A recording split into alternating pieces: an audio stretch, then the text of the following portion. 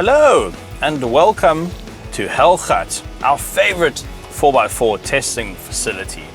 We're here because we've been living with the Foton Tunland luxury 4x4 for over a month.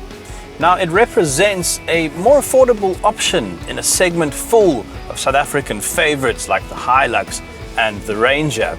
But at just over 400,000 Rand, is the Tunland worth a look?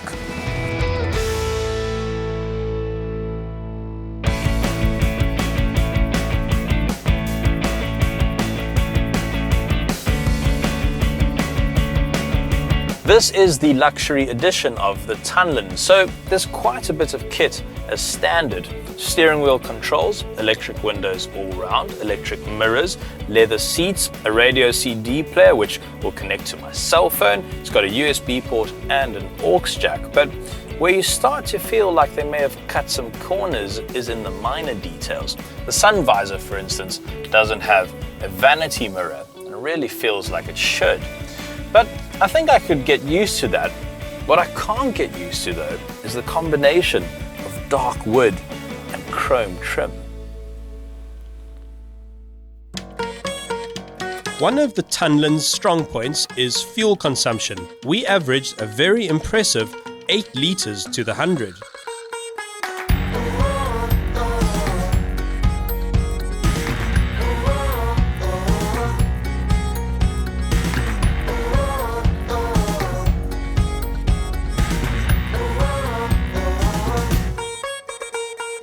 While the Tunland is a full 4x4, you can see where they've saved some money. There's no diff lock. And in terms of safety, it only has 2 airbags. Now, one of the things we noticed while we were living with the car was that it doesn't have the best turning circle, which makes pulling in and out of parking bays in the city a little tricky. But I suppose that's a case with all double cab bakkies. They're just big, they're big things. Difficult to maneuver around tight spaces. And the power steering though, nice and light and easy, so has got that going for it. As you can probably tell from the small stickers that they've put on this car, it has a Cummins engine. Now it's actually sourced from the USA and it's a tried and tested 2.8 litre motor. It puts out 120 kilowatts and 360 newton meters, which is quite a bit less than the 420 newton meters that you'll get in the new 2.8 litre Hilux. But even still, it will tow 2.5 tons, which up until recently is what the Hilux would tow before the new generation arrived. So there doesn't seem to be any shortage of power. Many of the double cabs I've driven recently have been autos, and it just makes a lot of sense to have a big car like that with an auto box, much more comfortable to cruise in and sit in traffic in.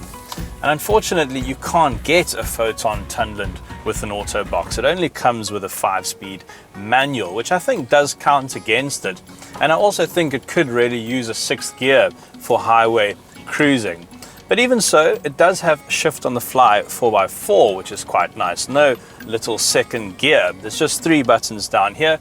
You can shift into 4 high at up to 80 kilometers an hour.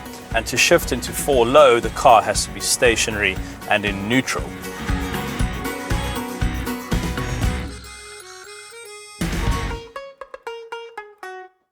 Quite a good test of a 4x4 is its ability to crawl in low range, especially up a hill. So, does the Foton have the muscle? Right, I'm in low, put it into first, let the clutch out slowly. Now I'm not going to touch the pedals after this. Here we go, feet are out the door. Shouldn't need any help from me at all. This is quite a hill. Come on, Tunland.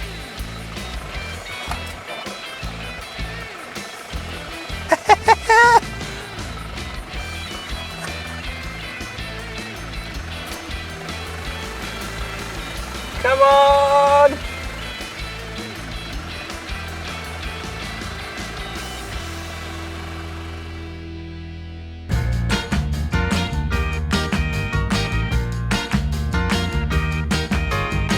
From the outside, you'll notice that the Tunland is very dirty.